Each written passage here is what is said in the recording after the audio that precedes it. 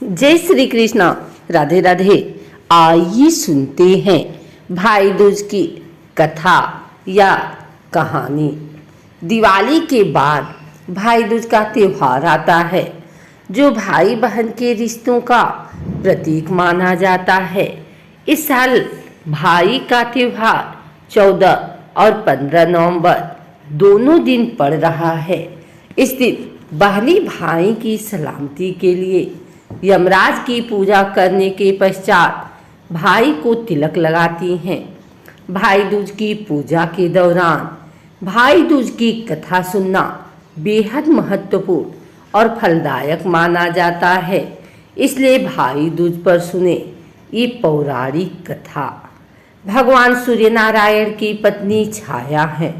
भगवान सूर्य और छाया के पुत्र और पुत्री हैं यमराज तथा यमुना जी। यमुना जी को अपने भाई यमराज से बड़ा लगाव था। वह उनसे बराबर निवेदन करती रहती कि अपने इष्ट मित्रों के साथ आकर उनके घर भोजन करें। काम की व्यस्तता के चलते यमराज जी बहन की बात को टालते रहे। कार्तिक शुक्ल पक्ष का दिन था। यमुना जी ने अपने भाई को भोजन के लिए अपने घर आने के लिए आमंत्रित कर वचनबद्ध कर दिया। यमराज ने सोचा कि मैं तो प्राणों को हरने वाला हूँ, मुझे कोई भी अपने घर नहीं बुलाना चाहता। बहन जिस सद्भावना से मुझे बुला रही है उसका पालन करना मेरा धर्म है। बहन के घर आते समय यमराज ने नरक निवास करने वाले जीवों को मुक्त कर दिया। यमराज को अपने घर आया देखकर यमुना की खुशी का ठिकाना नहीं रहा। उसने स्नान कर पूजा करके व्यंजन परोस कर भोजन कराया। यमुना द्वारा किए गए आतिथ्य से यमराज ने प्रसन्न होकर बहन को वर मांगने का आदेश दिया। यमुना ने कहा कि भद्र, आप हर साल इसी दिन मेरे घर आया करें। मेरी तरह जो बहन इस दिन अपने भाई को आदर सत्कार करके टीका करे, उसे तुम्हारा भय न रहे। यमराज ने तथास्तु कहकर यमुना को अमूल्य वस्त्राभूषण देकर यमलोक के लिए प्रस्थान किया। इसी दिन से भाई दूज की पर्व की परंपरा का आगाज हुआ। ऐसी मान्यता है कि जो बहनें अपने भाई का आतिथ्य स्वीकार करते हैं उन्हें यमराज का भय नहीं रहता। इसलिए भैया दूज के दिन यमराज तथा यमुना जी का पूजन किया जाता है। एक और कथा के अनुसार एक बार की बात है, एक बूढ़ी औरत जिसके 7 पुत्र एक पुत्री थी, उस बूढ़ी औरत के 7 बेटों पर सर्प की कुदृष्टि थी। जैसे ही उसके किसी भी बेटे की शादी होती, उसका 7वां फेरा होता तो सर्प उसे डस लेता और वो मृत्यु को प्राप्त हो जाता था। वो बूढ़ी औरत दुखी हो गई थी। बेटी की शादी पहले की हो चुकी थी। इस तरह 6 बेटों की मृत्यु हो गई थी। उस बूढ़ी औरत पर बहुत बुरा समय आ गया था, जिसकी वजह से उसने 7वें की शादी करने के लिए मना कर दिया था। 6 बेटों के मरने के दुख में बूढ़ी औरत अंधी हो गई थी, लेकिन कभी न कभी तो उसकी शादी भी करनी पड़ती। बूढ़ी औरत किसी भी तरह जोखिम नहीं उठा सकती थी। भाई दूज का समय आ गया था।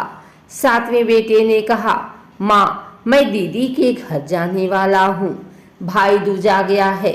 माँ ने कहा, ध्यान से जा और जल्दी आ। भाई के आने की खुशी में बहन की खुशी का ठिकाना नहीं रहा। भाई की खातिरदारी के लिए, अच्छा पकवान बनाने के लिए बहन ने सोचा कि पड़ोसन की मदद लेनी पड़ेगी।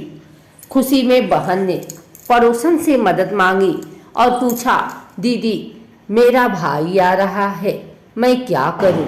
उसे क्या बना के खिलाऊं? पड़ोसन उससे चिढ़ती थी। उसने कहा कि दूध से रसोई ले और घी से चावल पका। अब भाई की खुशी में पागल बहन ने सोचा कि हाँ, ऐसा ही करूंगी। भाई को आते रास्ते में सांप मिला।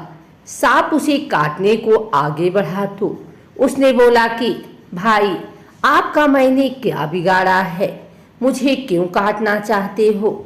सांप ने कहा कि मैं तुम्हारा काल हूँ और तुम्हें यमराज के पास पहुँचाने के लिए आया हूँ।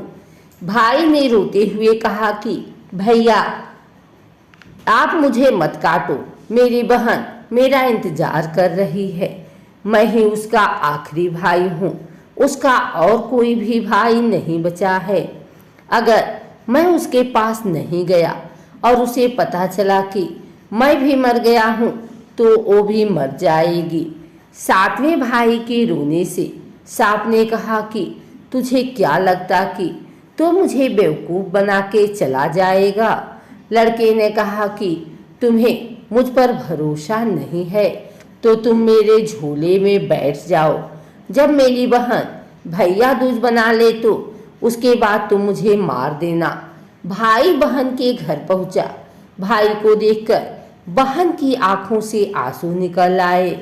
भाई ने बहन से बोला, दीदी भूख लग रही है, खाना दो जल्दी। बहन ने पड़ोसन के कहने पर रसोई को दूध से धोया था और घी में चावल पकाने की कोशिश की थी। भाई ने पूछा कि क्या हुआ दीदी, इतना समय क्यों लग रहा है? दीदी ने सारी बात बताई कि पड़ोसन ने मुझे ऐसे ऐसे करने को कहा।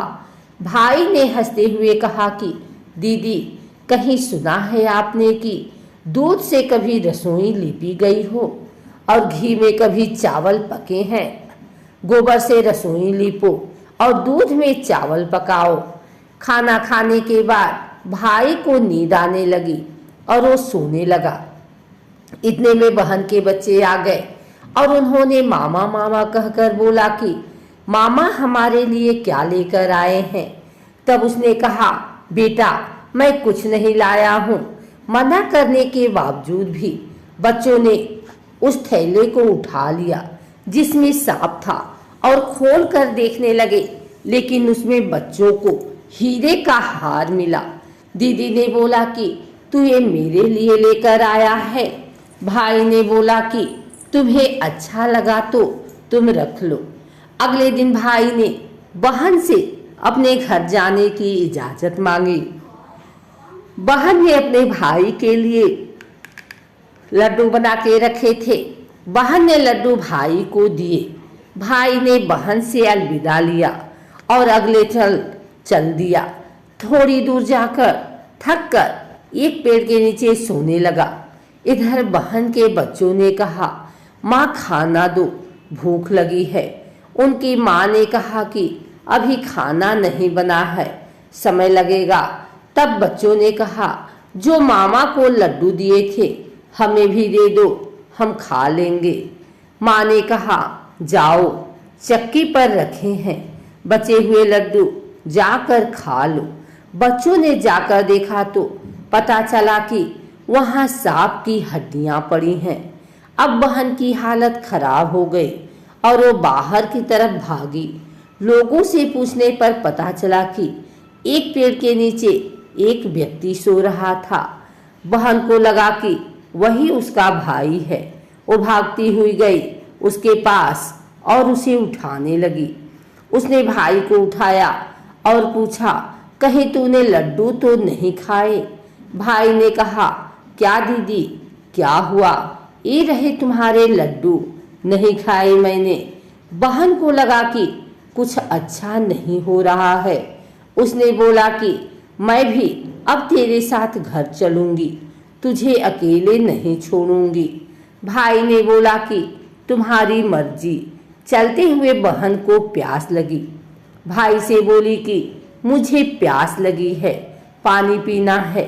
भाई ने चारों तरफ नजर फैलाई और एक तरफ चील उड़ रही थी। बहन ने बोला कि तू यहीं रुक, मैं अभी आ रही हूँ। बहन पानी पीकर आ रही थी कि उसने देखा कि एक जगह जमीन में 6 शिलाएं गढ़ी हैं और एक बिना गढ़ी हुई रखी है। बहन ने वहां से गुजर रही थी। एक बुढ़िया से पूछा कि ये सब क्या है?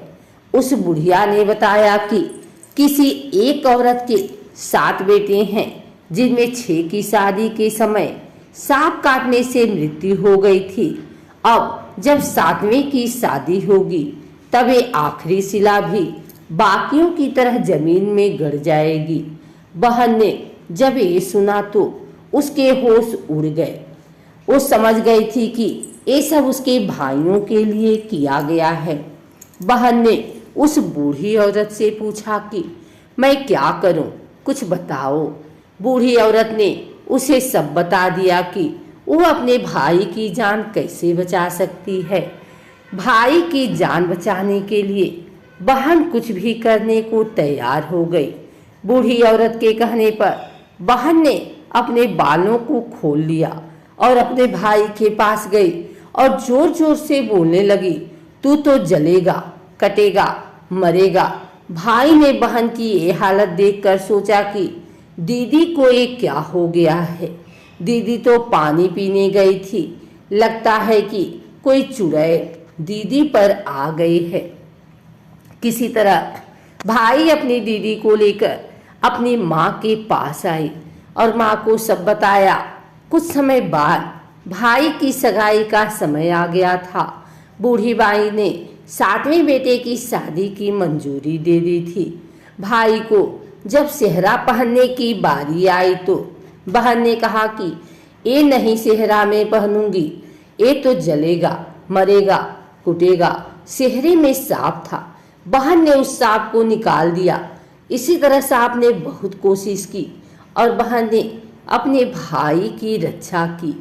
हाथ पर सांपों का राजा खुद आया, गले की बरमाला में छुपकर, लेकिन बहन ने उस सांप को एक लोटे में एक थाली से ढककर बंद कर दिया। अब ये देखती हुई सांप की पत्नी वहां आ गई और बोलने लगी कि मेरे पति का दम घुट रहा है, उसे छोड़ दो। लेकिन बहन ने कहा कि तेरे पति को छोड़ देंगे, पहले तू मेरे भाई से अपनी कुदृष्टि हटा और अपने रास्ते जा। नागिन ने ऐसा ही किया।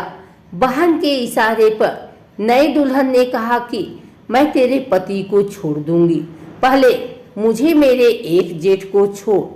कोई तो होना चाहिए घर में जिससे मैं लड़ा करूं। ऐसे ही बहाने बनाकर नई दुल्हन ने सभी 6 जेठों को छुड़ा लिया। उधर रो रो कर बूढ़ी माँ का हाल बुरा था।